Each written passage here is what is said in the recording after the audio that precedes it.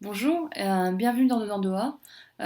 Aujourd'hui, je voulais vous parler d'un sujet qui est important pour moi, qui est la spiritualité, ou plus précisément l'accès à la spiritualité, et, euh, et du fait que ça ne s'enseigne pas. Alors, pour certains, c'est évident, pour d'autres, et ce fut mon cas, ça l'est un peu moins.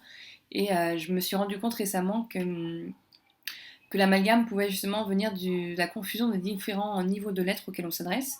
Pour creuser un peu dans cette notion de niveau de lettres, qui sont du coup le cœur et le mental, je vais vous présenter les trois niveaux de sagesse selon le Bouddha. Le premier, c'est la morale, c'est quand quelqu'un de plus sage que nous a la connaissance et va nous transmettre ses préceptes qu'on va appliquer dans nos vies sans les remettre en question, parce que justement, ça vient de quelqu'un qui est plus légitime et qui sait. Le deuxième niveau, c'est la maîtrise de l'intellect. Ça, c'est le niveau dans lequel je pense qu'on est tous plus ou moins aujourd'hui. C'est quand on va utiliser nos capacités intellectuelles pour prendre ces préceptes qui nous sont transmis et les disséquer, les analyser, essayer de comprendre en fonction du contexte dans lequel on est, en fonction de nos valeurs, si oui ou non on va appliquer ces concepts, ces préceptes dans notre vie. Et le troisième niveau, c'est la sagesse ultime.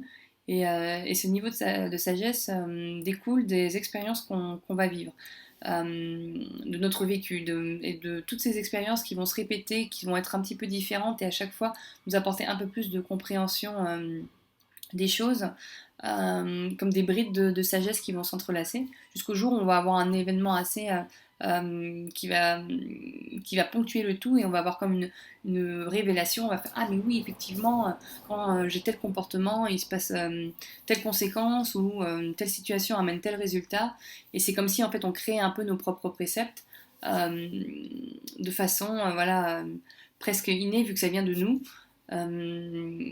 C'est tellement comment dire ancré en fait l'avantage de ce niveau de sagesse c'est que c'est tellement ancré en nous qu'on peut pas on peut pas nous l'enlever quoi, ça vient de notre vécu, c'est en nous et parfois c'est tellement profondément en nous qu'on va pas trouver les mots pour pouvoir euh, le communiquer, le transmettre aux autres. Donc voilà, là on a un peu les trois niveaux de sagesse selon le Bouddha. Et ça permet de comprendre un peu comment fonctionnent ces deux différents niveaux de l'être, qui sont le mental et le cœur. Le mental qui est un peu plus, du coup, qui fonctionne selon une volonté. On a décidé de faire quelque chose, on a décidé de comprendre, d'analyser les choses et on va en tirer des conclusions. Là où du coup la partie plus spirituelle de nous, c'est vraiment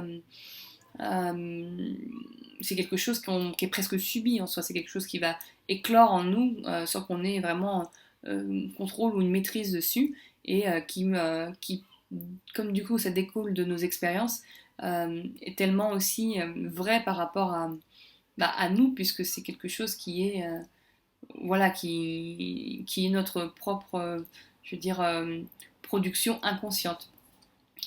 Et c'est vrai que ces deux niveaux de l'aide sont importants dans le développement personnel de tout être et même dans le développement spirituel, puisqu'il faut pouvoir être en contact avec ces différents niveaux.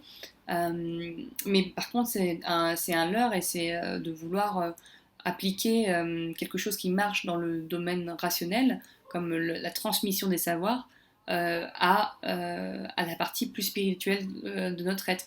Puisque justement, on l'a vu, ce sont deux parties différentes qui fonctionnent différemment et tout processus rationnel qui marche pour la partie rationnelle ne marchera donc pas pour la partie spirituelle de notre être. Et donc pareil, ça peut paraître évident pour les gens qui du coup vivent ça. Euh, pour moi, donc ça l'était pas. Et, je m'en rends compte du coup de plus en plus aujourd'hui, dans le sens où je vois les différentes. Je vais prendre deux exemples de sujets qui sont très populaires aujourd'hui, qui vont être la pensée positive et la loi d'attraction. La pensée positive peut être reliée dans une certaine forme à la loi d'attraction, mais on n'a pas besoin de connaître la loi d'attraction pour appliquer la pensée positive. Comme son nom l'indique, la pensée positive s'attache à la partie pensée de notre être, donc du coup à la partie rationnelle, et là aucun problème, on va décider d'appliquer un processus à notre mental, on va décider d'observer nos pensées, de reconditionner notre cerveau pour pouvoir penser différemment et voir les choses de façon plus constructive. Donc là, tout marche bien. Moi-même, je l'ai expérimenté et je recommande, tellement ça m'a ouvert d'autres perspectives et même amélioré ma qualité de vie sur de nombreux points. Pour la partie loi d'attraction, c'est un peu plus complexe parce que effectivement, c'est des choses qu'on peut complètement comprendre à un niveau rationnel, mais ça parle de choses qui touchent du monde de spirituel.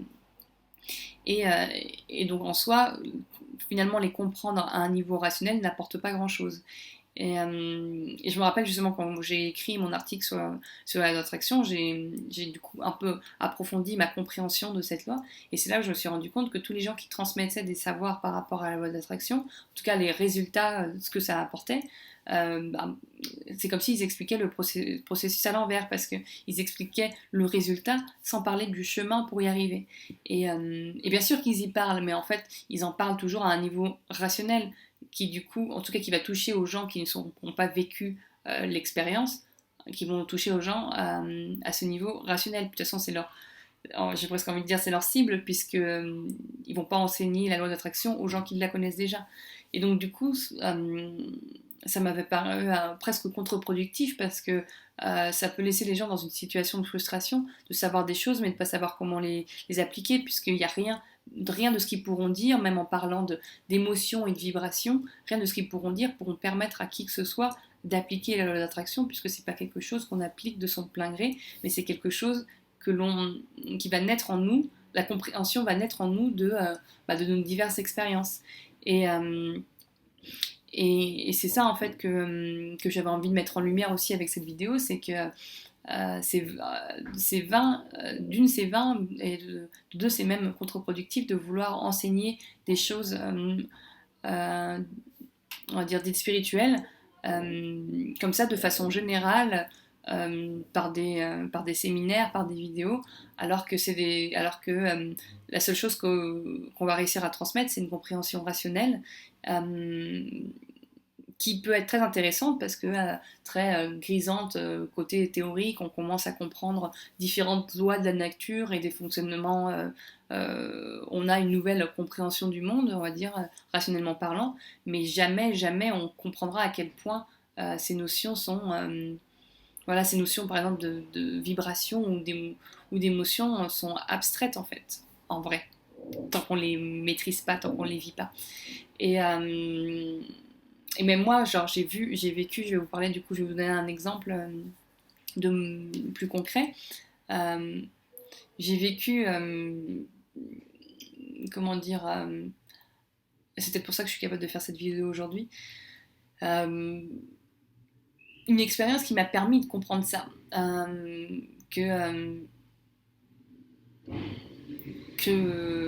c'était contre-productif d'avoir accès à trop d'informations quand on n'est pas capable de l'ingérer au bon niveau. C'est-à-dire que si on n'est pas capable de le comprendre au niveau du cœur, on va le stocker au niveau du cerveau. Euh, voilà, c'était, on va dire, il y a à peu près déjà 6 mois, quoi, depuis le début de l'année, j'arrêtais pas d'avoir cette petite voix en moi qui me disait, bon Magali, arrête de consommer autant d'informations sur tout ce qui est, voilà, spiritualité, même philosophie au sens large, parce que tu connais pas mal de choses, mais tu les appliques pas. Et il serait peut-être temps de prendre du temps pour laisser décanter tout ça et les appliquer. Bon, ce que je pensais pas à l'époque, c'est que non, ça ne s'applique pas. En tout cas, je peux pas décider de les appliquer. Je peux peut-être juste décider de vivre plus d'expériences, puisque c'est la seule façon où on peut, du coup, c'est le seul langage, on va dire, de la partie spirituelle. Sans d'ailleurs aucune promesse de résultat que ça allait me faire avancer sur les sujets en question d'ailleurs. Mais en tout cas, voilà, la seule chose que je pouvais décider, c'était ça, de vivre plus d'expériences. Mais j'en étais pas là parce que j'écoutais pas vraiment cette petite voix qui pourtant revenait régulièrement et qui me disait, voilà, prends du temps pour toi, arrête de consommer de l'information. Euh, Jusqu'au jour où, même indépendamment de ça, j'ai commencé à me sentir un peu bloquée, là, depuis quelques semaines. Et c'est pour ça que j'ai décidé d'en parler à un ami qui, lui, est un peu plus avancé que moi, spirituellement parlant, et qui a vu tout de suite là où j'en étais, et qui m'a dit, mais c'est normal que tu sois bloquée en ce moment. Au niveau conscience, tu sais ça, mais au niveau de ta vie, de ce que tu appliques, ce que tu incarnes vraiment, tu es là. Et tu es en train de créer un grand écart entre là où tu est vraiment et là où tu veux être, et c'est pour ça que tu te sens mal. Et en fait, quand il a dit ça, ça m'a semblé tellement, tellement vrai. Ça a fait écho avec cette petite voix qui était là, qui était en train de, du coup, revenir encore et encore, cette petite sagesse qui se construisait, mais en faisant une connexion que je n'avais pas encore faite. Et c'est justement pour ça que ça m'a parlé autant, parce que si j'en étais pas là, j'aurais pas pu comprendre ce qu'il m'a dit. Et, et c'est là en fait où ça m'a aussi renforcé sur le fait que je préfère les conversations de personne à personne, en petit comité, voire même entre seulement deux personnes, parce que quand la personne, du coup, on peut parler de cas précis et de points précis avec une approche précise. Et, et c'est vrai que surtout quand la personne est un peu plus avancée que nous, elle peut vraiment voir là où on est et nous dire finalement, nous traduire ce qu'on sent dans des mots concrets, qu'on puisse comprendre aussi à la fois émotionnellement et rationnellement, qui vont nous faire avancer. Et ça, on ne peut pas l'avoir en lisant un livre ou en regardant des vidéos ou en lisant un blog. Et c'est vrai que voilà, ça m'a conforté sur l'intérêt de ces conversations d'être à être. Chose que je faisais déjà beaucoup avant et c'est ça qui m'avait amené à la création de mon blog et que du coup je veux continuer à faire de plus en plus, donc n'hésitez pas à me contacter si vous avez des questions, par rapport à votre évolution, si je peux vous aider parce que c'est des choses que je connais parce que j'ai déjà vécu, je me ferai un plaisir de discuter et de creuser ça avec vous. Et ça n'empêche pas que je vais continuer mon blog, mais je vais garder en tête maintenant cette partie, vraiment ces deux différents niveaux de l'être. Et donc, comme dans tout ce qui est du coup lecture, c'est quand même beaucoup plus rationnel. Je m'aventurais pas et j'ai pas envie, et je pense que c'est ça qui me bloquait, d'évoquer de toute façon des thématiques plus spirituelles, parce que je voudrais pas créer la confusion, apporter des informations trop tôt à des gens qui sont pas, qui n'en sont pas encore à ce chemin-là, à ce niveau du chemin. Donc voilà, donc ça fait beaucoup d'informations. Peut-être que même cette vidéo est complètement abstraite pour certains d'entre vous. C'est pareil, si vous avez des questions, malgré le fait que ce soit complètement abstrait, je me ferai un plaisir de discuter ça avec vous et de voir là où vous en êtes pour justement utiliser le langage lié à votre évolution, réflexion et, et comprendre, avancer un peu ensemble. Donc là, il fait un peu nuit. J'ai fait la vidéo au coucher de soleil, donc je suis dans le noir. J'espère que vous me voyez bien quand même. Et je vous dis à très bientôt pour une nouvelle vidéo. Ciao!